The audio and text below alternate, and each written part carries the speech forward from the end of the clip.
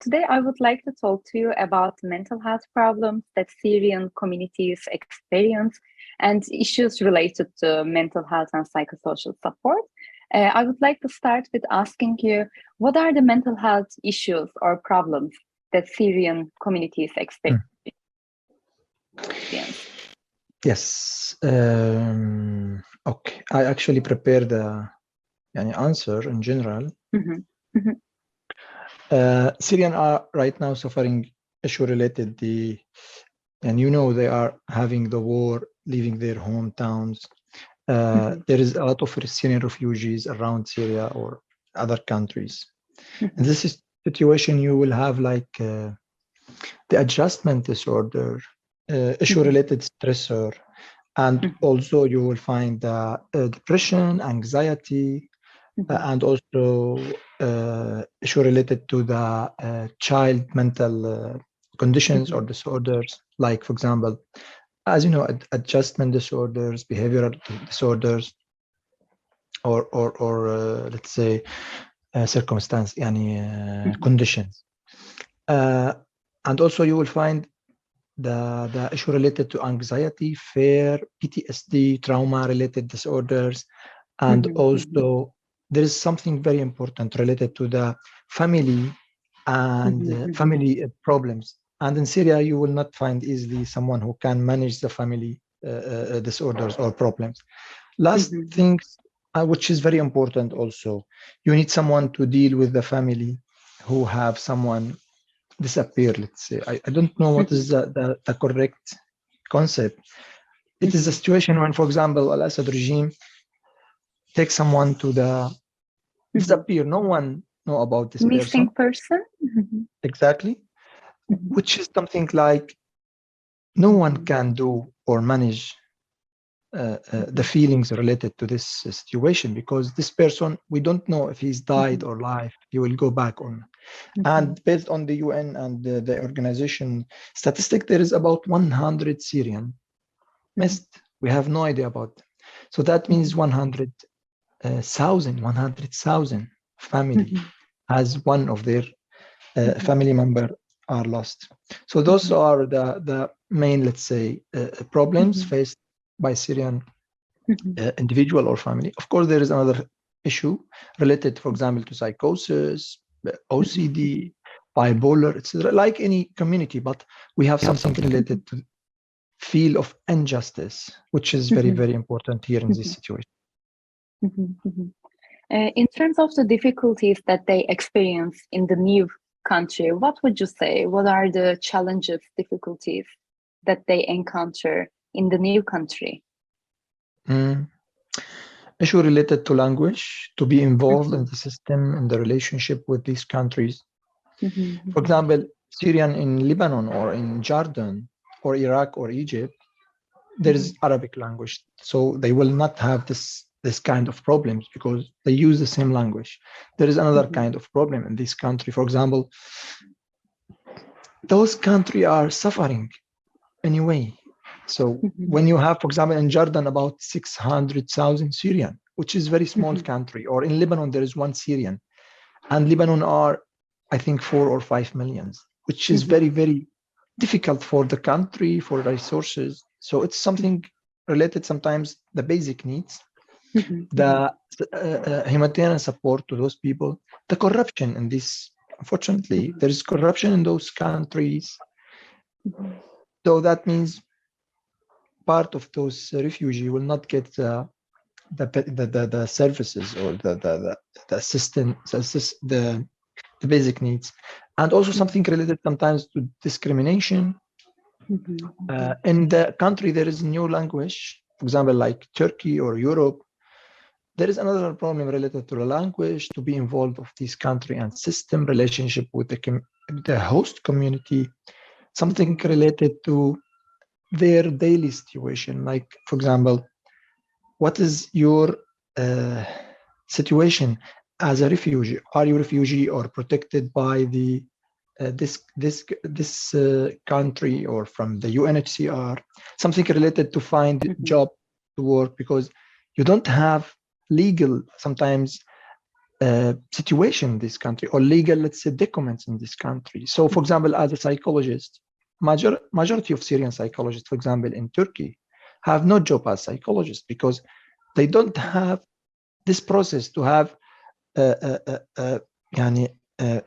let's say, official permission from the authority to work as psychologists because they are studying Syria. They need a long process to make their documents and certificate accepted in this country. Another thing related to the future, they always asking themselves what we will have tomorrow. Are we still here? Can we continue our lives in this community? Can our kids still here, living here, education, having education here? Or we will go back to Northwest Syria, for example, or we will go back to Syria, to the land or the area they left because there's a lot of circumstances, dangerous, shelling, injustice, killing people, massacres sometimes. So all of those questions come to their minds. So they feel that I'm insecure. What can I do? So those are the problems in the let's say the country around Syria or in another country, I mean. Are there any specific ways to express mental health difficulties specific to Syrian culture? How we express? Usually majority of Syrian considered as believe in God, religious people.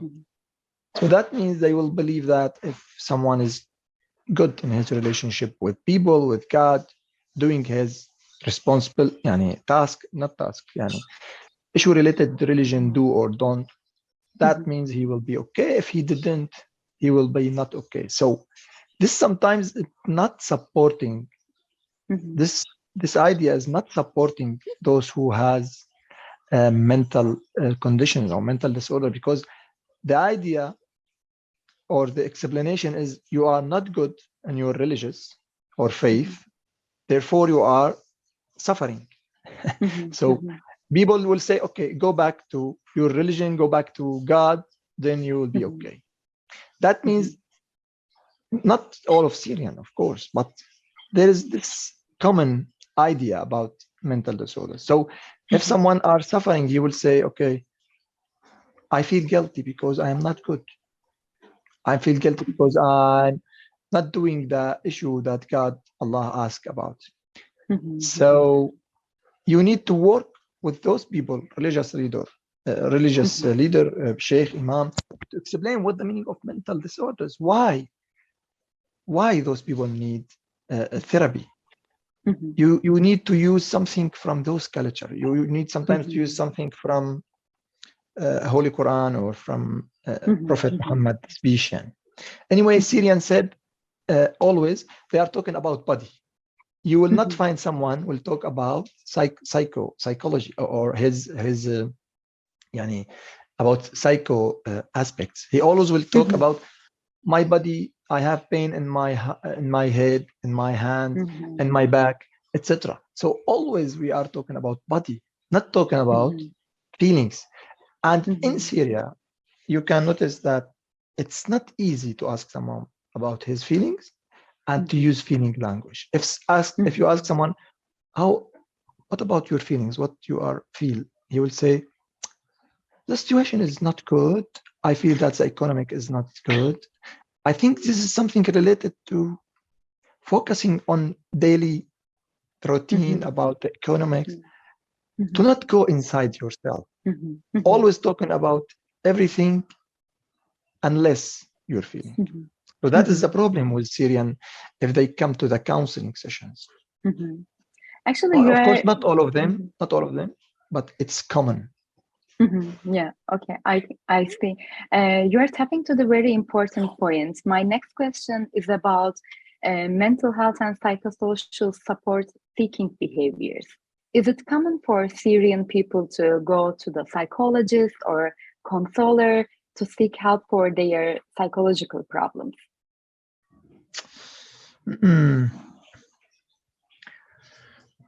Actually, usually before 2011, before Syrian revolution, it was not very common. people will go to psychiatrists when they have severe disorder.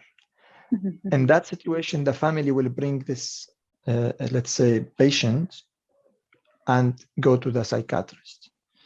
It's not common practice to go, for example, to counselor or psychologist, because this is something not very common. And also it's not available to get those sessions, because in Syria before 2011, there was no private, for example, clinic for psychologists. You will find a private clinic for psychiatrists as doctor, but you will not find private clinic for psychologists or therapists, because there was no law about the mental health in Syria.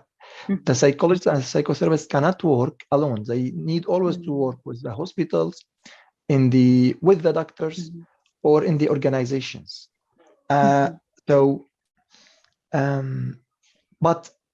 after Iraqi refugee came to Syria in 2003, 2000, after that, there was a lot of projects from UNHCR, UNICEF, WHO to support Iraqi refugee. Then Syrian can go to that primary health cares or hospitals to get the MHPSS interventions, because they are the host communities. So they can go there to ask about the mental health services. In that situation, even the Syrian psychologists and therapists have opportunity to learn, to receive training and supervision from those international UN agencies. Then Syrians have this culture. Of course, in university, Damascus University, Aleppo University, etc., you will find there is psychologists, therapists, PhD, psychological counselor, clinical psychologists. Those get those experience from out of Syria, from Europe, from Russia. They provide counseling in the university. And also, lastly, in the schools, it's a start to have school counselors. I remember in 2000, something like this, the Syrian, the Ministry of Education start to hire psychological counselor in the schools. In that situation, Syrians start know there is someone you can go to talk about your kids' problems, etc. But after the revolution, yes, it's very common, because there is a lot of project awareness. Syrians start feeling that we need something. So right now it's another situation. There is awareness raising sessions. In every project, you will see there is awareness raising session, group sessions, talking about child protection, MHPSS concept, etc. Yes. Do you think that there are some factors affecting mental health seeking behavior? For example, do you think that there are differences in gender, or You mean, for example, female asking more than male, etc.? Yes. Is it a case, or? Yes, as usual, I don't know if it is internationally or in Syria or Middle East. Usually, the women use the language more than the men. They express their feelings, express their situation. They talk. The mother, for example, spend a lot of time with her kids.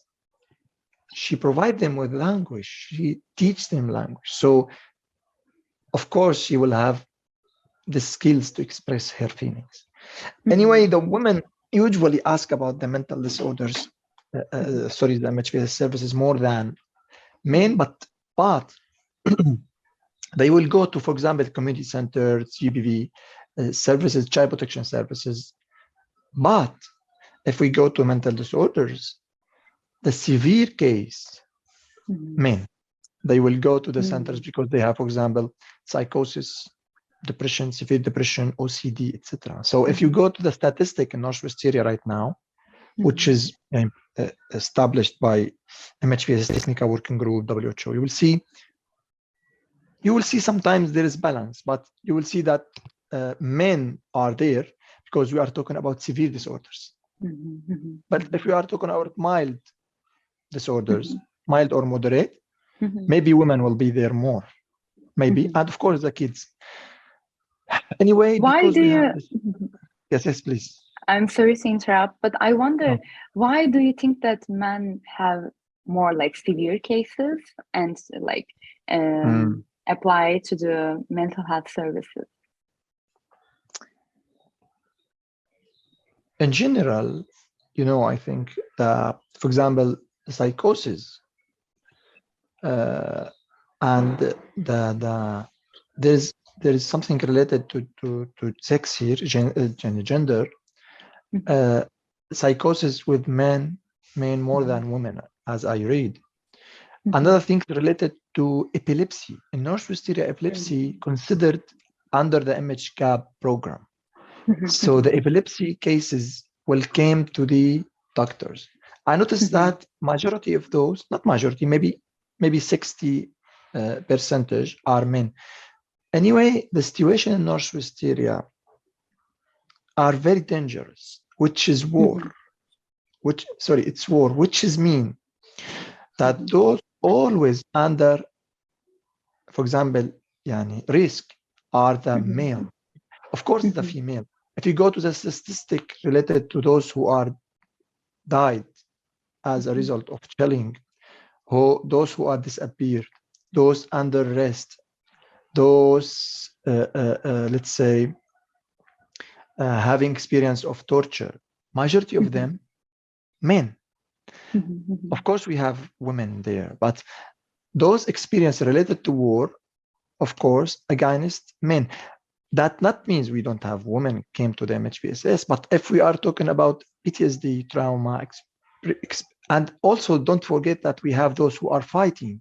There is war, and majority of fighters are men, not women. Of course, women having experience, for example, bombing or shelling or something like this, and daily challenges. Of course, there is, they are suffering and they have mental disorders. So that is my let's say explanation. I don't know if it is correct or not. I hope. Yeah, thank you so much. Actually, it explains a lot. And I also wonder, because you said that women might be more inclined to express their feelings, talk about their feelings, might be more emotionally oriented. Maybe when they feel stress, they might apply to the services, support services, centers, before all these conditions getting maybe serious than men. This might be another explanation, but I do agree with you, in terms of, because in our studies, we also see that those serious injuries, torture, etc., are more common among men than women. So this might also explain the differences in severe psychological conditions. Exactly, which that is might very, be very possible important. Explanation. Yes, I totally agree. Because always women go to the awareness raising session, activity, group activity. So here we are talking about early detection, while men will not be there until they have severity. Yes, unfortunately. I wonder what are the barriers or facilitating factors for those individuals to seek mental health support? I think issue related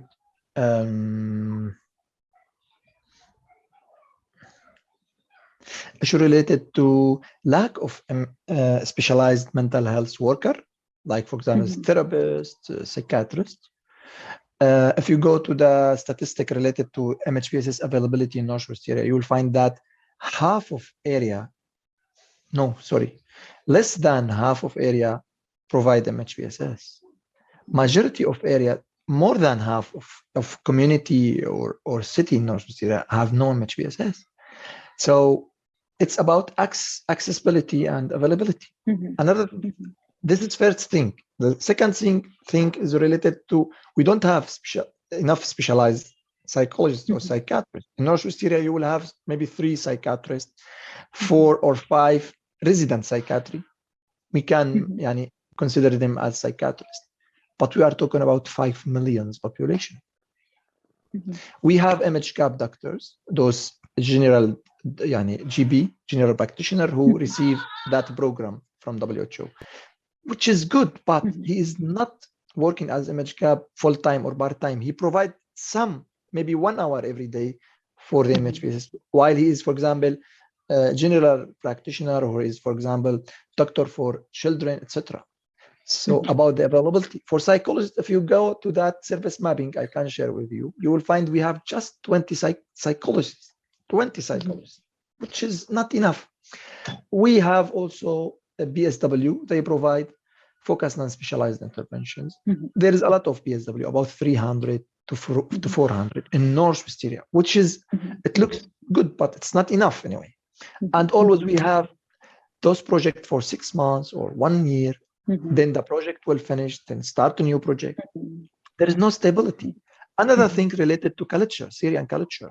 Sometimes, and I will not forget transportation. People sometimes don't have money to get service from that center because it need, for example, $2 to arrive and go back. Maybe this person think I need to buy bread today for family or food or something like this.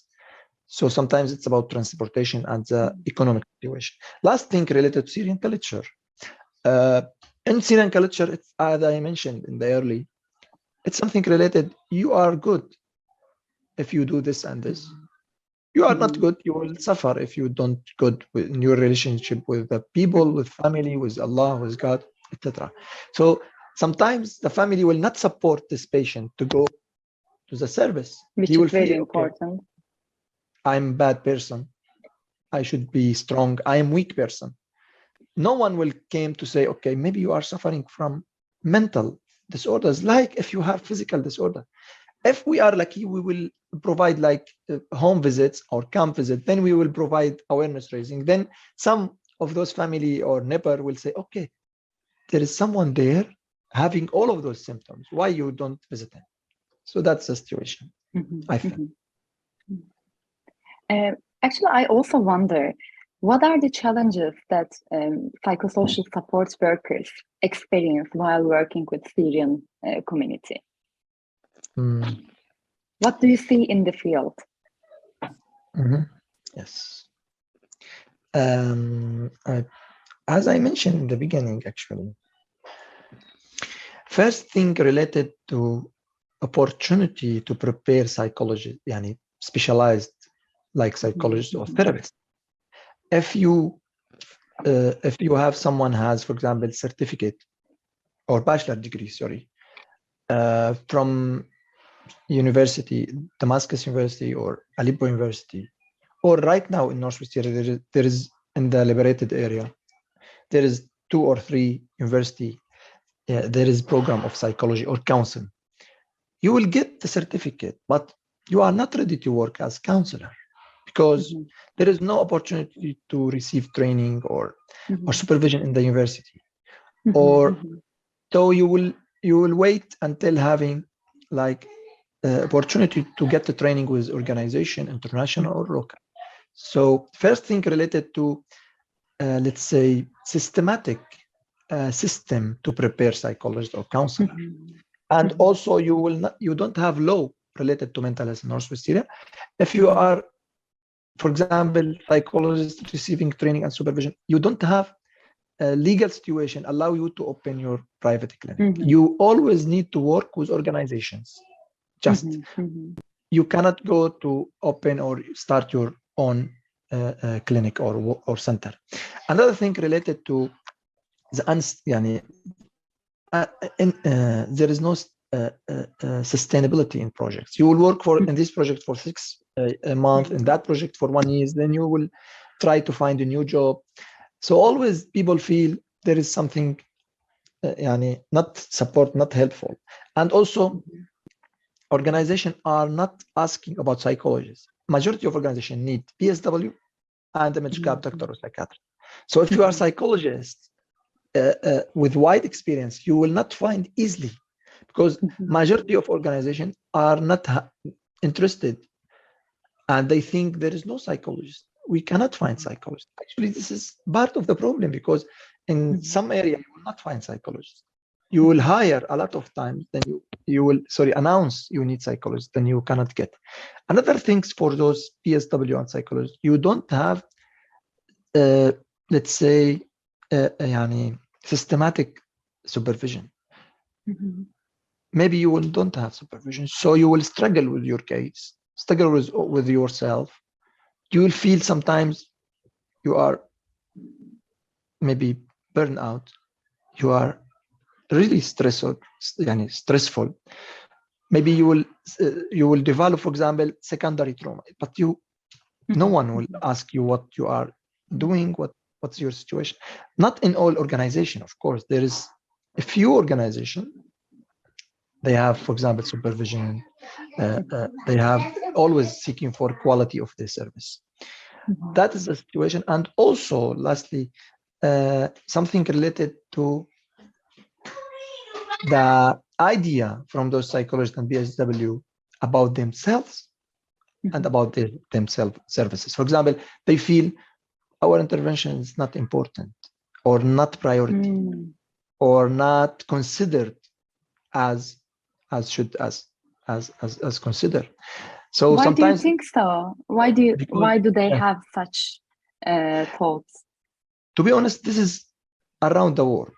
They always consider doctor, psychiatrist as priority, psychologist or PSW or case manager or social worker are in second level.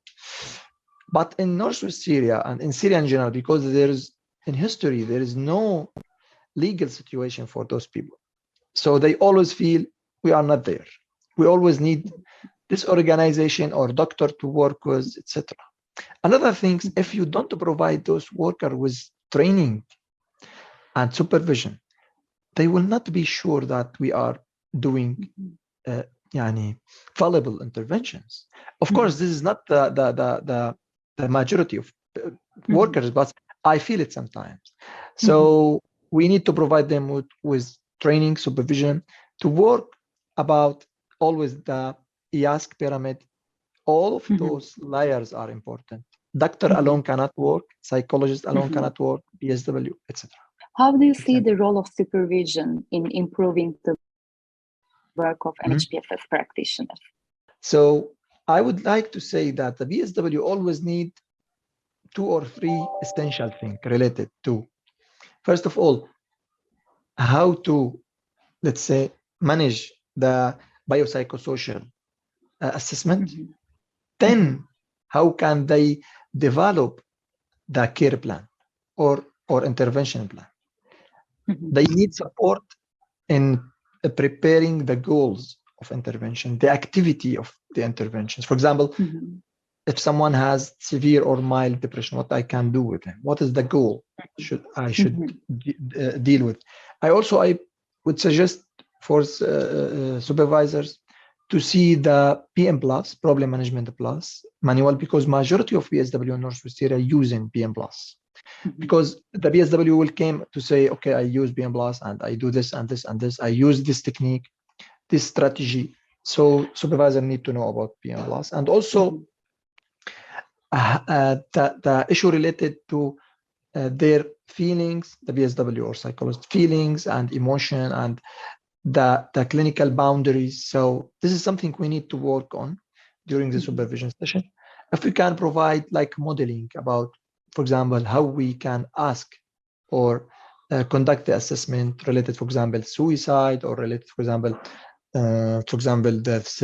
how can I ask about the severity of this problem? Because in the end, BSW should stop when we have severity. They need to refer the case to psychiatrists or psychologists or MHCAP doctors. Another thing related to how can they manage the sessions with, for example, with the kids, with family, how they can always think in comprehensive interventions, not focusing on individual, because we are in the crisis situation. We need always to use all resources. Otherwise, our interventions will not be like good enough, I think, if we are not using the comprehensive MHPSS interventions. Yes. Actually, there is a lot of things. For example, there is manual I would suggest to all supervisors to read, Syrian and Australian, which is concept and context and MHPSS in Syrian context, which is published by UNHCR. It's very, very, very important. It's available in Arabic and English and Kurdish. Another thing related to read a little bit about Northwest Syria situation, maybe OCHA report. We can share something to know what is the situation right now, because Syrian right now living I'm talking about Northwest Syria. About a quarter of Syrian population. Usually in Syria, there is 23 millions. Right now, 5 million of them living in this small area in Northwest Syria, close Turkish border. There is a lot of problems there. Maybe, because all of those situations, Syrian living there have those challenges, mental disorders. So this is another thing.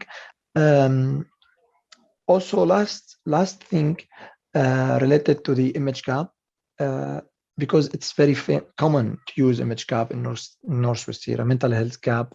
So I also suggest to have a look on that program. There is a paper prepared by ICRC. We can share with you. It's about the MHPSS,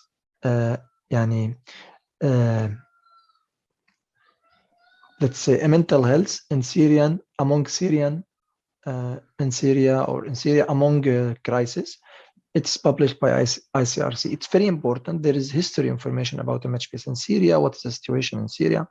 So that is my suggestion.